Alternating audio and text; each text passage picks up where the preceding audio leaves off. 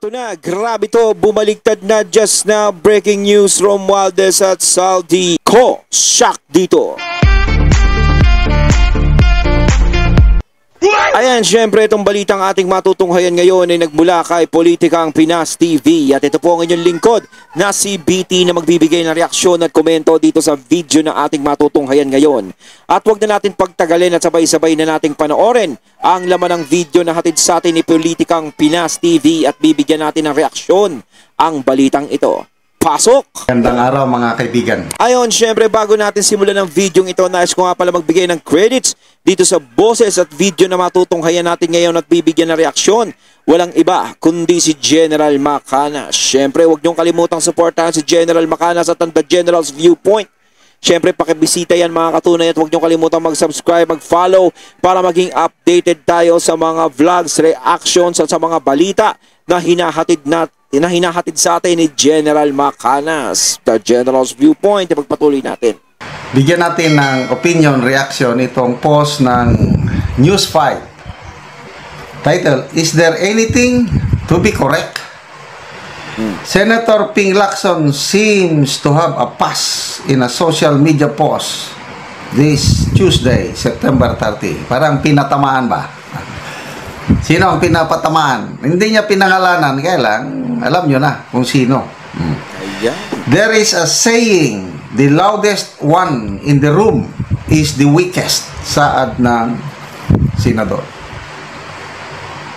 Sino ba yung nag-iingay sa Senado? Dalawa lang maingay sa Senado kapon. Si Senator Francis Escudero at saka si Senator Marcoleta. Sila yung maingay. Paano naman masasabing kung sino yung pinaka-maingay, yun ang pinaka-weakest? Hindi, kasi may kasabihan nga naman, di ba? Pag masyadong maingay, walang laman yun.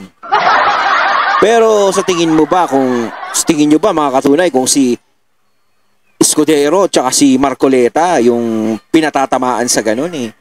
Totoo ba naman na wala silang laman? Hitik na hitik nga sa laman eh. Kumbaga siguro ayaw lang nila pansinin yung laman. Noong una, mga maingay din dyan na si Bato, Senator Bato at Senator Alan Peter Cayetano. Ba't kahapon? Ang star of the show, Marcoleta and Escudero. So, sino ang tinutukoy ni Senator Lacson na pinakamaingay? O, sino? Sa room o sa plenaryo, pinakamahina, weakest. Sabi pa niya, it is best to ignore and make him, isang tao, him stand on an empty platform. Ignore. Kung ignore, dapat wala na siyang post. Hindi na siya nagpo-post kung ignore. Kailang, nagpo-post siya eh. May mga patama. Ito pa. Meron pa siyang sinabing isa. Although, walang pangalan na, walang senador. Sino yung he? He is overly vocal, boastful, or aggressive so he can create an image of strength through noise. Tinding patama, no? So, binasa... Para sa akin, dali, kayo muna mga katunay. Sa tingin nyo, sino yung pinatatamaan ni Senator Lacson? Ako parang may hint siya doon may hint siya. Parang ako nagigets ko kung sino yung pinatatamaan. Pareho ba tayo ng iniisip natin mga katunay? Comment lang sa comment box kung sino din yung nasa isip nyo. Kasi ako alam ko parang medyo dikit ng konti doon sa pinatatamaan niya. Sino ba yung madalas nilang makadebate dyan? Diba? Sino ba yung madalas na pumalag sa kanila dyan? Diba? Alam nyo naman mga katunay kung sino. Ako dito sa mga comments, ang pagkaintindi ng mga netizens. Number 1, ito, Wilson Bautista Valdez. Sabi, si Marcoleta maingay, pero karamihan walang laman. Next, Elias Tabuklawon, the quiet one. So, the The quiet one in the room is the most wicked. Oh, binaliktad. Mga hindi nagsasalita.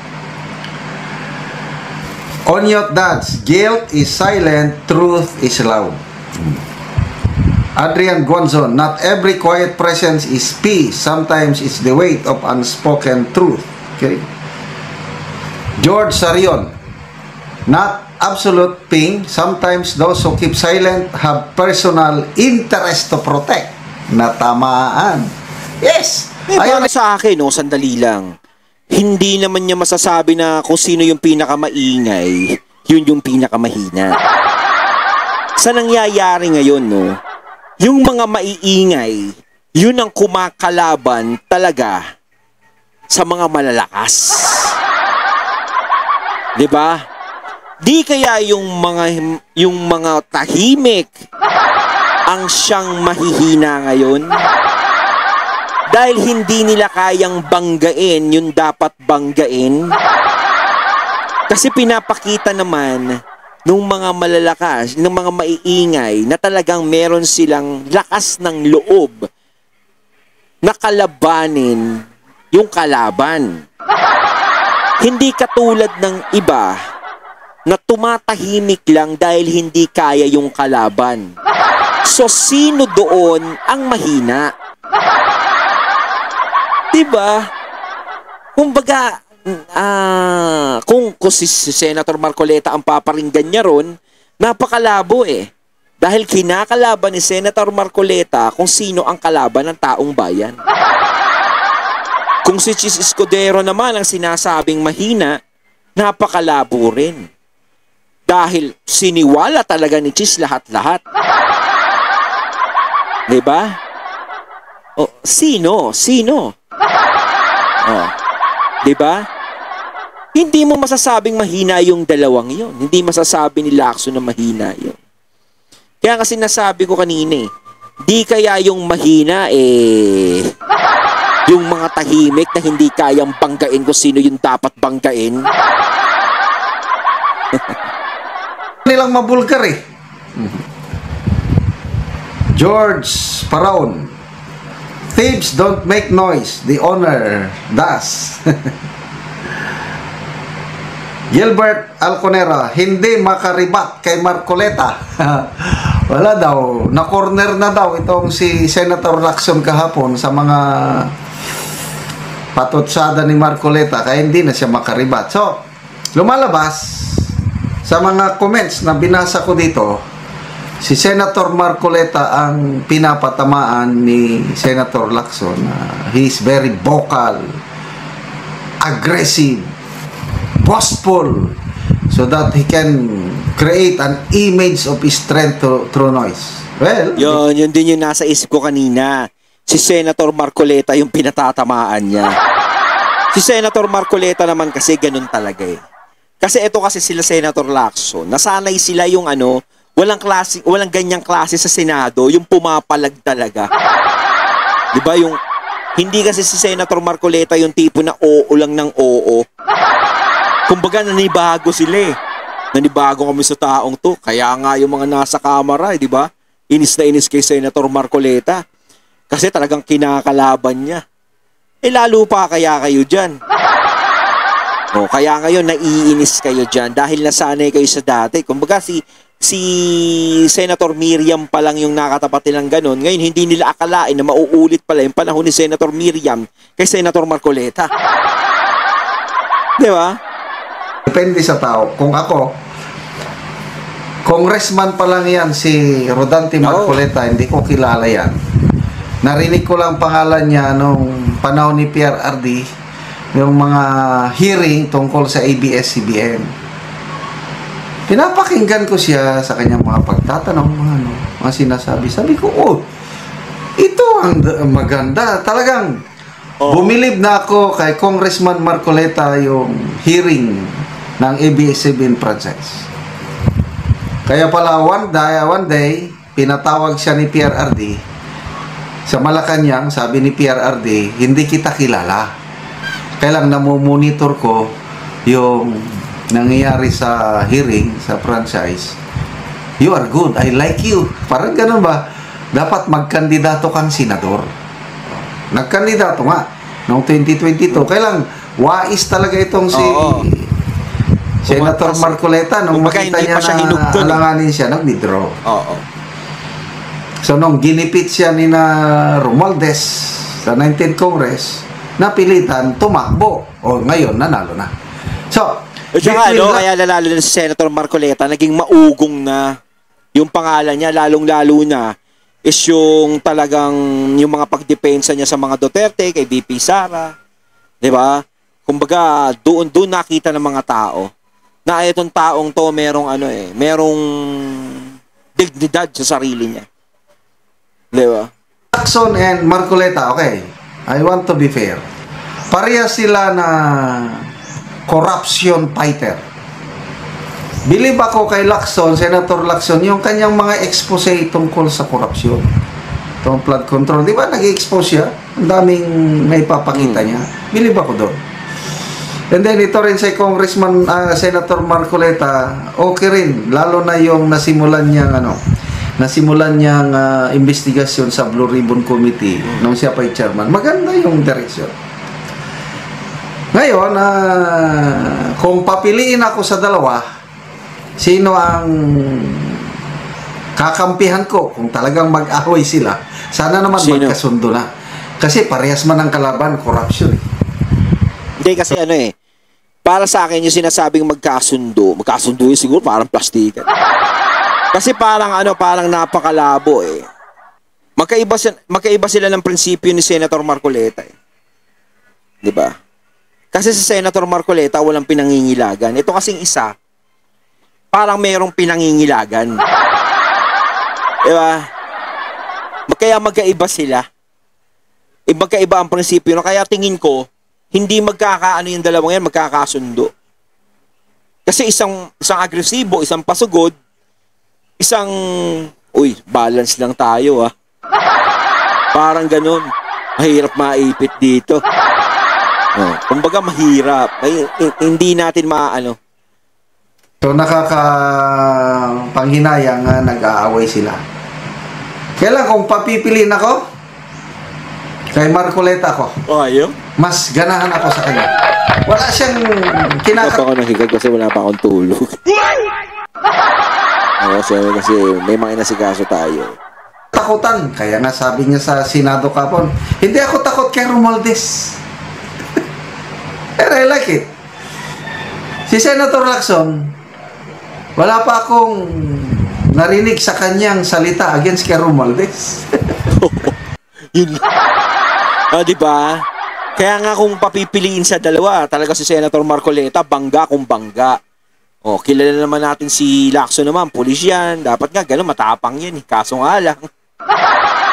Para kasi nakita natin, parang, oops, merong limitasyon.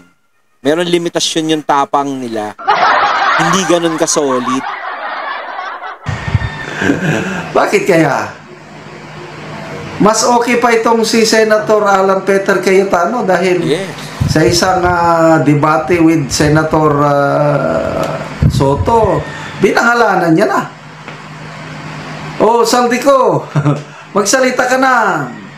Ibulgar mo na rin si Romualdez dahil kawawa ka dyan. Believe ako dito kay Senator Escudero. Yun, lalo. Kahit binabato siya ng putik ngayon, kunuhay, may natanggap na commission, kickback, but hindi ako naniniwala doon.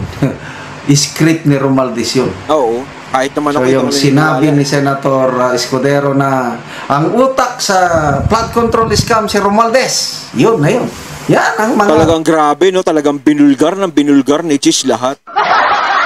Tunay, walang kinakatakutan. So again, maingay si Marcoleta. Yes, maingay siya, but may pasihan. Maingay siya para sa taong bayan. Oo. Yung mga tahimik dyan, naiwan ko na lang. Sana matumbok ninyo kung sino yung sana umurong na yung mga dila nila talagang utak. Dahil yung utak na yan ang nagpapahirap sa taong bayan. Dapat pagtulungan natin na idiin kasuhan at ipakulong yung utak na yan. Sigurado, yung tama na sinasabi ni General Macanas, may utak talaga dyan. Merong nagpapagalaw sa mga manika na yan. Dahil hindi kikilos yung mga yan, hindi magsisimula yung mga ganyang klaseng kurautan na yan. Kung wala silang malakas na sinasandalan. 'Di ba? Yung mga contractor, hindi naman pwedeng sila lang magdidesisyon yan. 'Di ba? Meron pa ding nasa likod niyan. Hindi pa natin alam kasi siguro parang ganito pa. Ayaw natin magsalita pero sureball yun. Bigyan natin ngayon ng reaction opinion itong official statement ni Congressman Ferdinand Martin G. Romualdez tungkol sa mga akusasyon na ibinato sa kanya, lalo na yung mga akusasyon ni BP Inday Sara. Yung illegal gambling, Okada, at iba pang issue. Ito yung kanyang pamahayag. Kahapon ito na pamahayag. Official statement from Martin Romualdez. Narinig ko ang mga akusasyon. Diretsahan kong sasabihin, hindi totoo na ako'y tumatanggap mula sa illegal na sugal. These stories about suitcases of cash are pure fiction. Lahat guni-guni. Pati ito hindi nakasama ito. Lahat guni-guni sabi niya. So, pati ba mga flood control projects guni-guni rin? Mismo parang gusto ko sabihin kay Tambi, no? Parang bakit simula na napasok ka dyan sa pagiging House Speaker, nagkaganyan na yung problema? Huwag na natin sabihin na ganyan-ganyan yung mga binibintang nila sa'yo, ha? Ito na lang, parang isipin na lang natin, parang may balat ka ba sa puwet? Malas ka ba? Diba? Parang ikaw ba yung malas? Nagdadala ng kamalasan sa Pilipinas? Parang, yan ha, hindi yung kung ano-anong binibintang nila sa'yo. Ako, meron akong ano sa'yo. Diba? Baka mamaya may balat ka, patanggal mo na yan. Kita mo, pati buong bansa natin, nahahawa. Kasi simula nga nung naging House Speaker siya, kung ano-ano na nangyayari, kung ano-ano na yung mga pumapasok na nangyayari sa bansa natin. Diba? Halos buong taon, puro ganyan ang pinag-uusapan, hindi nagbabago. Hindi na nga natin na didinig yung progreso ng Pilipinas. Ano, umangat na ba tayo? Wala tayong balita eh.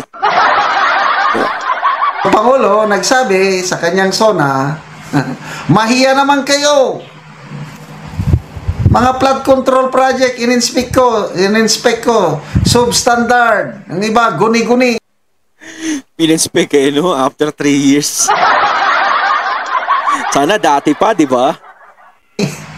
Pinagmayabang pa naman ang flood control projects. Maya-maya, guni-guni lang pala. Ito, sabi niya, lahat guni-guni. Madaling magturo, madaling mag-imbento, pero ang katotohanan hindi kayang patunayan. Until today, wala pa rin ipinakitang ebidensya, puro sabi-sabi lang na inuulit-ulit. Parang sila, di ba? Yung ginagawa nila kay VP Sara, ganyan din. Nang bintang kayo ng bintang, wala naman kayong katibayan. Ano feeling nang napapagbintangan ka ng ganun, siya ng ganun? Pagpalagay natin, napapagbintangan ka, ano ang pakiramdam mo, no, sa ginagawa nyo kay VP Sara, sa mga Duterte? Diba? Parang ang nangyayari, yung ginagawa nyo sa mga Duterte, bumabalik na pabalik sa inyo. Talagang yung salita talaga na karma is real talaga.